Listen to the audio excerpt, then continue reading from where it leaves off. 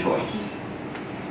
And this very logically brings us to the topic of the sport of surfing plan, that we believe what the scriptures say, that what happens in the world is not haphazard chaos, but part of Divine Mother's Leela, part of her plan, and that what comes to us is our karma. How we respond to what comes to us is our choice. And this very logically brings us to the topic of the sport of surfing in the ocean. This is all very relevant now. Gaia and I last month spent 10 days by the ocean in a house with a view of the Pacific Ocean in California. And every day we would take long walks along the beach or along the cliff. And one thing I would enjoy doing is watching the surfers out in the water. And this was very easy for me. I didn't have to get wet. I didn't actually learn to surf, but I learned maybe a couple of spiritual lessons.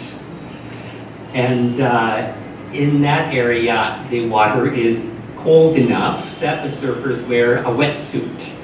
And the wetsuit, the water comes right to your skin, you're wet. And yet there's an insulation of like foam rubber. So your body temperature, you don't lose temperature. And likewise, our spiritual aspirations, that still, silent voice within is fragile until we're anchored in the divine. We need to protect it. And protect it from worldly influences. And this protective aura is like our spiritual wetsuit. We're immersed day to day in worldly affairs, but we're insulated by this strong aura. The water touches our skin, but we're not affected by it. We maintain our own temperature. Much of the time, the surfers in the water are just sitting on their surfboards. It looks like they're doing nothing, but they're always watching the ocean. They're watching for the right wave that comes along. And the waves are like the divine plan, the opportunities that come to us in life, and we need to patiently look out for them. The surfer needs a big wave, and the wave not only lifts him out, but it also carries him along. It gives him power.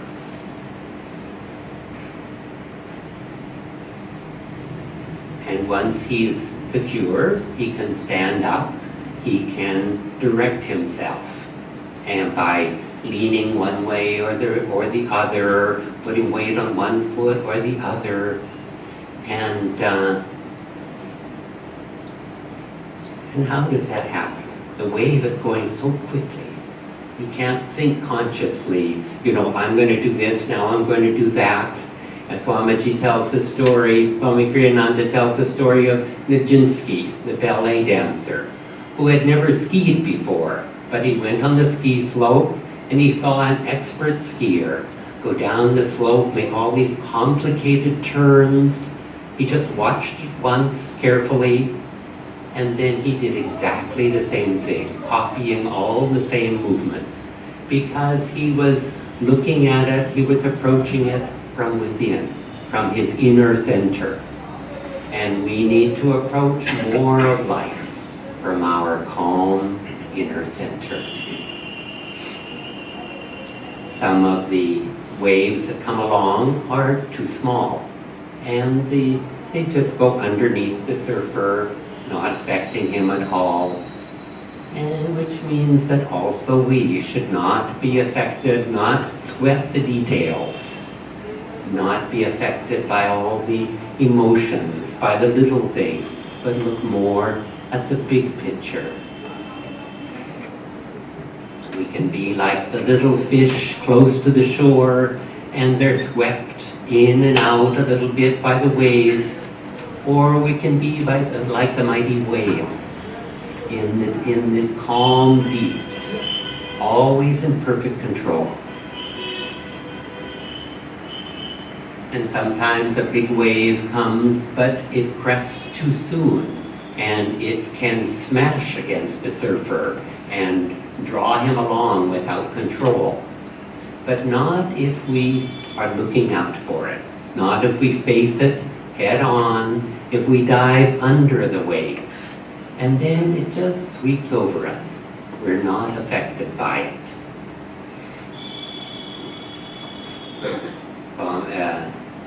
Yoganandaji would say that we need to learn to stand unbroken amidst the crash of breaking worlds.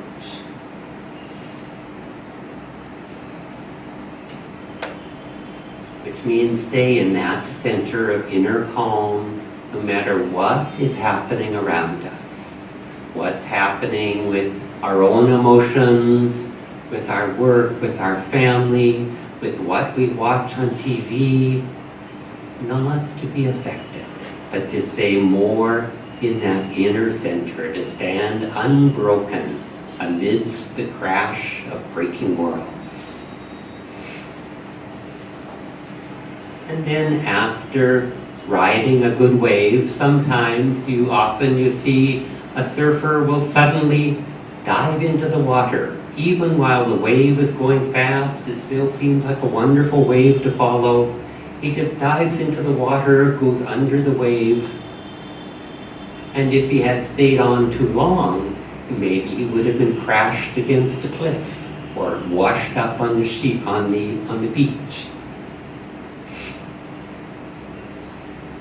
And sometimes in my life, I've seen how I've been a little bit like a surfer who stayed on a wave too long, of sort of going in one direction, full speed ahead, until something happens to stop me. Like those, like a wind-up toy that sort of goes pitter-patter on its little feet, and then it hits a wall, and then it falls over. And for years I was happy and a little attached to serving as Swami Kriyananda's secretary. Then one day he asked me, would you like to leave me and go to Europe and help start our work there? And then some years later, Daya and I were living a calm and contented life at Ananda Village in California, and Swamiji invited us to come to India to help start a work there. And to both questions, my first reaction was, no, I didn't want to change. I resisted the change. Isn't that true for all of us in so many situations? We might follow one wave in our life, and then something changes. My work is no more. My loved one is no more. My own body is no more. And what's our response? Can we say, this has been a good wave. I've done my best to learn lessons, to stay on the wave, to enjoy it. And now it's time to jump off. And I can jump off without regrets, without attachment. Only gratitude. And let's learn more and more to say that about the present moment.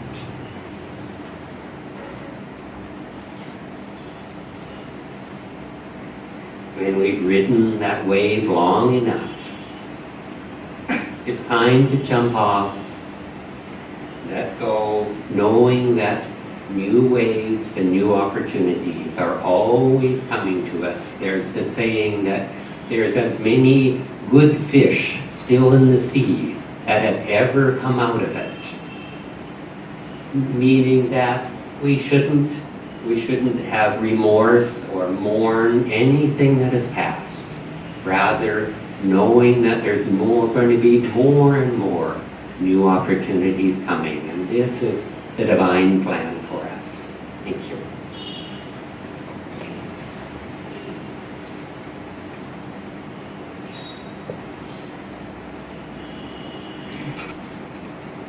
Keshiva was just relaxing on the beach. Turns out he was introspecting deeply. Good morning, everyone. So we're here talking about the divine plan and attuning to the divine plan. And I'm going to take it back and bring it a little bit more cosmic perspective that Yogananda tells us in the autobiography that the enlightened masters in the Himalayas are in fact guiding the spiritual evolution of the planet. And that, they have a divine plan. And they tell us, Yogananda tells us that Babaji was guiding the spiritual evolution of the East, and Christ is guiding the spiritual evolution of the West. And as it turns out, that the development that Babaji was guiding in the East was spiritual efficiency, and what was being developed in the West was more practical material efficiency. And Yogananda said that as we came more and more into the age of energy, moving out of a darker age of fixed forms and dogmas and unchanging attitudes, as we moved into a time of change and energy, that East and West would unite. And in fact, India and America would lead that union of East and West. And of course, we see how things have become more globalized, how not only America and India, but of course many other countries have become more united. But we can also look at the perspective of how our line of gurus helped to bring about this merging of East and West. We know from autobiography that Babaji resurrected the ancient science of Kriya Yoga near Babaji's cave in the Himalayas, when he gave Kriya Yoga initiation to Lahiri Mahashaya, who in turn gave it to his disciple Sri Yukteswar, who trained Paramahansa Yogananda to become an emissary of yogic teachings in the West. And Yogananda went and became one of the first yoga master. Phone again, need to turn off that phone. Became one of the first yoga masters to go and live in the West. And when he was there, he disseminated the teachings of yoga, and in particular Kriya Yoga, to thousands and thousands of people. One of those people, by chance, happened to be Swami Kriyananda, who founded Ananda. And so Kriya Yoga became the sort of the beginning of the meditation movement in America. And then Yogananda also wrote autobiography of a yogi who reached millions of people around the world, including Steve Jobs, the founder of Macintosh and Apple, who now, because he had that as his only book on the iPad, is generating interest and from masses of IT professionals in India. So you look at all the ways that this overlaps, and how East is meeting West, and how yoga is playing a big part in that. So that's sort of a picture of the divine plan, of the masters sort of bringing the spiritual evolution of the planet in East and West, working together. But of course, that evolution depends on the evolution of each of our souls as well. Because each of our individual souls' divine plan and destiny is of foremost important to help make the spiritual evolution of the planet. And what is our divine plan?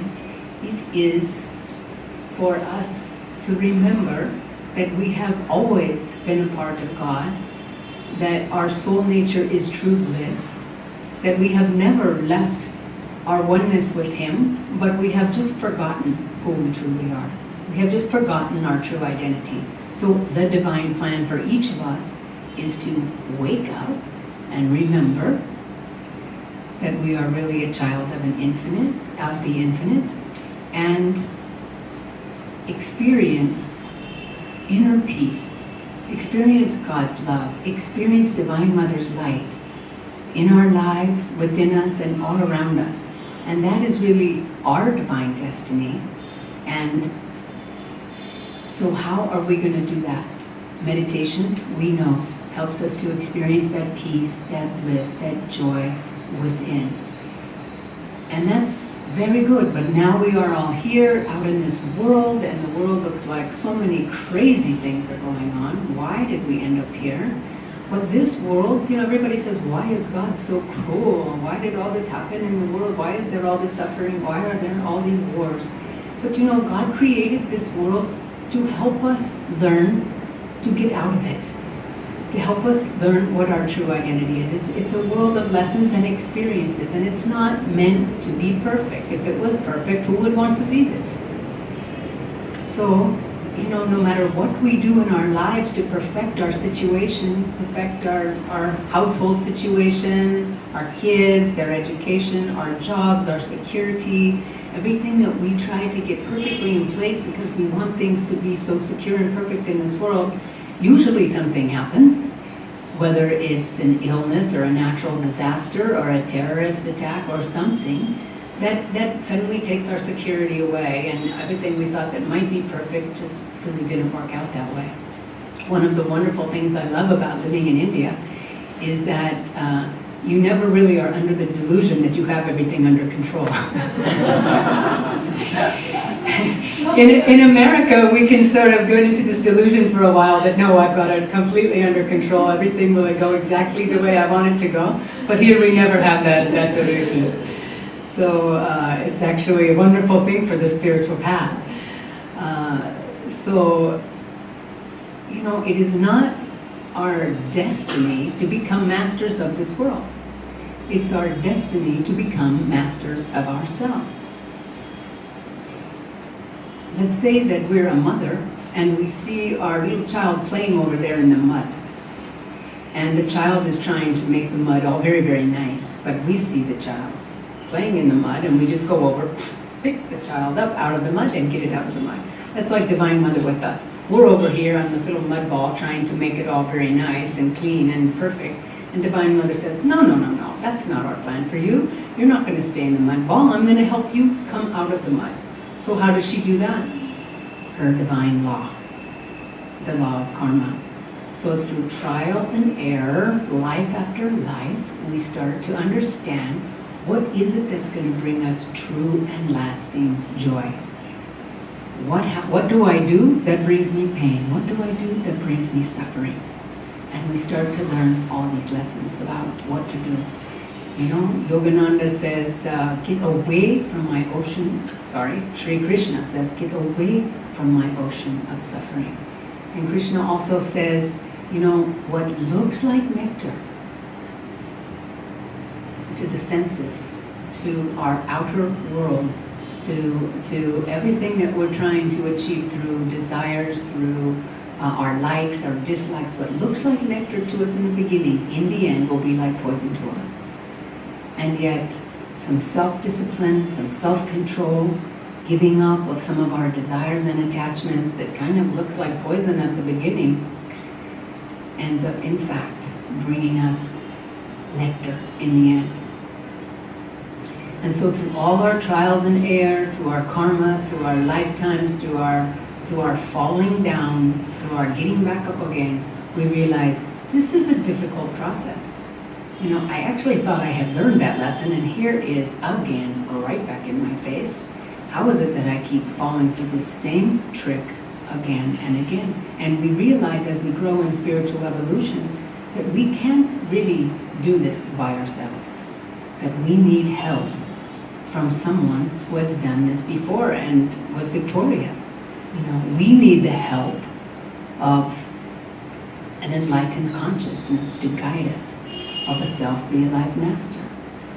And when we come to that point of spiritual evolution, that humbly and truly we understand that we can't do it on our own and we need the help, God gives us a Satguru to guide our way. And when we become attuned to the consciousness, the enlightened consciousness of a Satguru, suddenly we begin to radiate with the light that our Guru, that the enlightened Guru radiates with. Suddenly his light becomes ours. Suddenly his power gets to be transferred to us and allows us to make a transformation. And then some of his realization, his self-realization gets transferred to us. Tuesday evening at 7 o'clock, we're going to be celebrating Guru Purnima here with the kirtan and readings and meditation. But you know, Guru Purnima, we celebrate the necessity of the Sadguru in our lives to help us achieve our destiny, our glorious destiny. And you know, what is attunement to the Guru but heartfelt acceptance to his teachings, to his wisdom, and to his guidance in our lives? And if we're a very sincere disciple, and we are truly attuned to him, we do not say, I accept what he says in this one area of my life, especially when I'm at Ananda Sangha and meditating. I just believe it and I think it's great. But in this whole other aspect of my life, I don't think I'm going to apply that. You know, that's just a little too difficult for me. So a wholehearted acceptance of being attuned to the Guru is applying his wisdom and teachings in all aspects of our lives. And we also can just, as the disciples attuning to our Gurus, we can just pray to God, pray to Babaji, pray to Yogananda, pray to our Guru, show us your will for my life. You know, there are so many good things we can be doing with our lives. There's so many things we can do with our time and our energy and our resources. But the question is, are we doing what God wants us to do? So we meditate, we become still, we listen, we ask, how am I supposed to behave? What am I supposed to do? How am I supposed to serve? How can I develop spiritually? And then in the stillness, we wait for his response. And with that open-hearted humility and self-offering, the Guru can come in and take charge of our lives and guide us to our glorious destiny, which is to be one with his consciousness, with God's consciousness, which is Satchidananda, ever existing, ever conscious, ever new, bliss.